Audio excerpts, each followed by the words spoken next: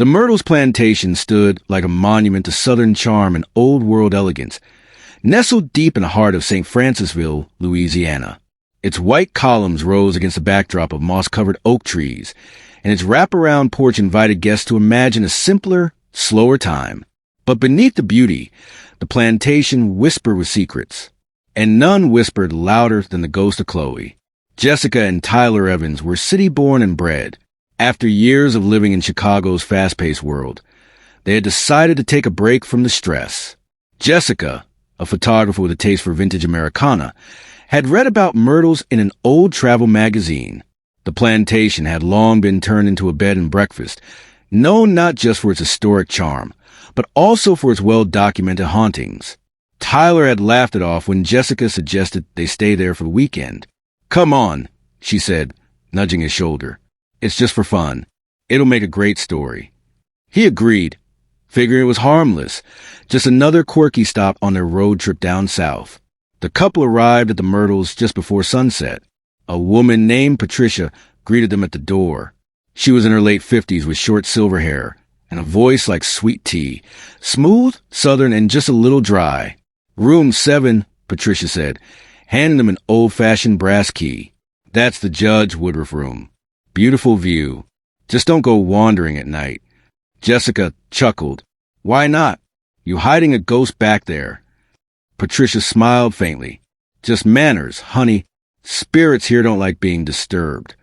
The couple unpacked and wandered the grounds. Tyler admired the creaking floorboards and antique furniture, while Jessica snapped photo after photo, especially the enormous mirror in the main hallway. Guests and staff had claimed for decades that faces appeared in the mirror, faces that didn't belong to anyone in the house. By nightfall, the air had grown still and humid. Crickets chirped outside, and the only light came from a single dim lamp on the nightstand. Jessica was lying in bed, scrolling through the pictures on her camera, when she paused. She zoomed in on the mirror photo. Just over her shoulder in the reflection, a figure in a green headscarf stared blankly back. "Tyler, you need to see this." He leaned over. "That's probably just you in bad lighting." Jessica scowled. "No, look. The scarf, the dress. I wasn't wearing that. And my hair's not like that." Tyler brushed it off as a glitch, but Jessica's nerves were already fraying. That night, she woke up suddenly to the sound of creaking outside the door. Not footsteps, more like a soft swaying, as if something hung and moved with a breeze. She nudged Tyler, whispering that she heard something. He groaned and pulled the pillow over his head. Jessica slipped out of bed, quietly walking toward the door. She placed her hand on the knob, hesitated, then opened it. The hallway was empty, but cold, much colder than it had been when they'd gone to bed. She saw the mirror again, glowing faintly under the hallway sconce. And then the figure appeared, not in the reflection, but standing beside it. A woman, slender, wearing a tattered green turban, and a faded dress that looked like it belonged in another century. Her face was both young and old, skin pale and eyes full of longing. Jessica gasped, her legs frozen in place. The woman didn't move, just stared with that aching, hollow expression. Then, without a word, the ghost turned and glided down the hallway, disappearing to the far wall. Jessica stumbled back into the room, locking the door behind her. She didn't sleep the rest of the night.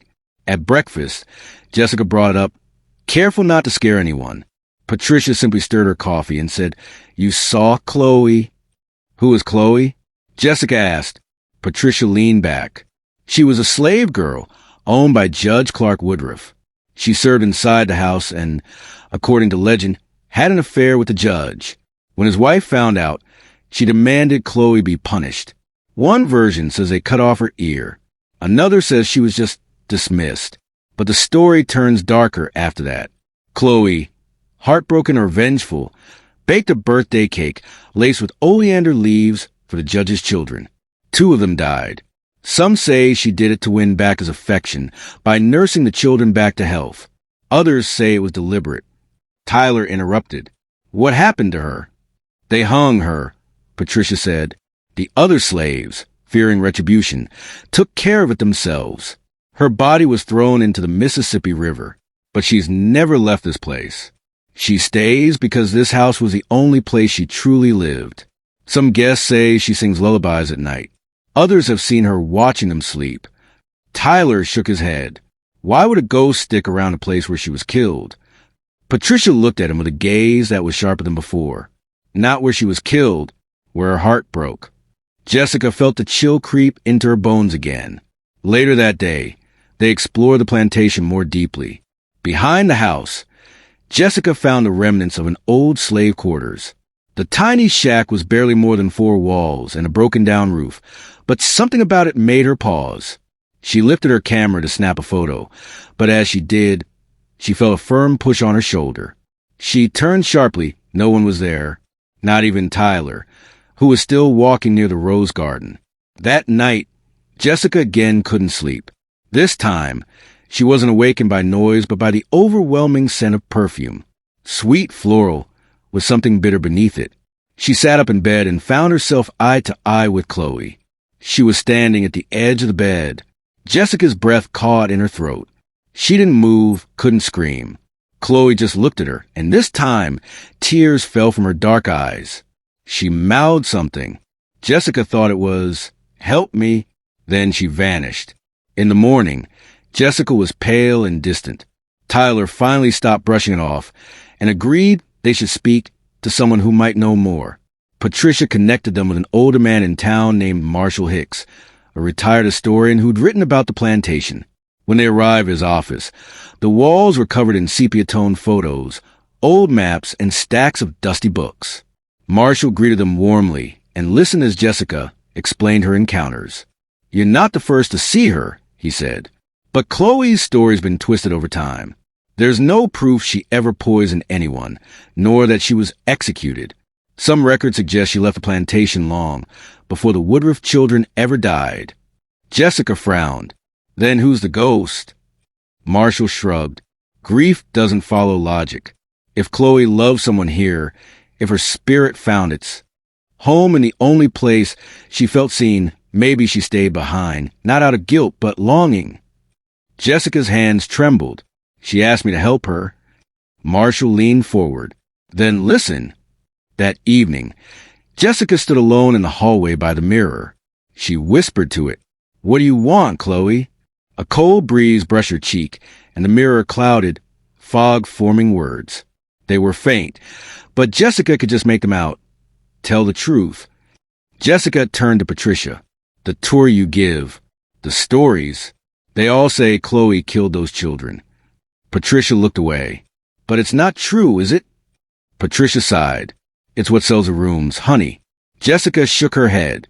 She just wants to be remembered the right way.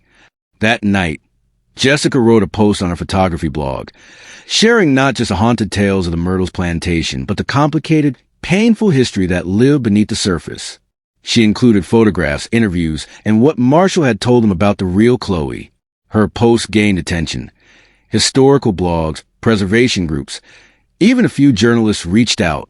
Weeks passed. Jessica returned home, but something about her had changed. She spoke off about the Myrtles, not with fear, but respect. And sometimes, when she edited photos late at night, she swore she smelled the faintest trace of oleander. Back at the plantation, guests still came, still whispered of ghosts. But Room 7 was no longer feared. It was revered. Some swore that if you stood in front of the mirror with your hand over your heart, you'd feel warmth like someone was thanking you. Chloe still lingered at the Myrtles, not as a monster, not as a murderer, but as a soul finally remembered for more than a story twisted by time.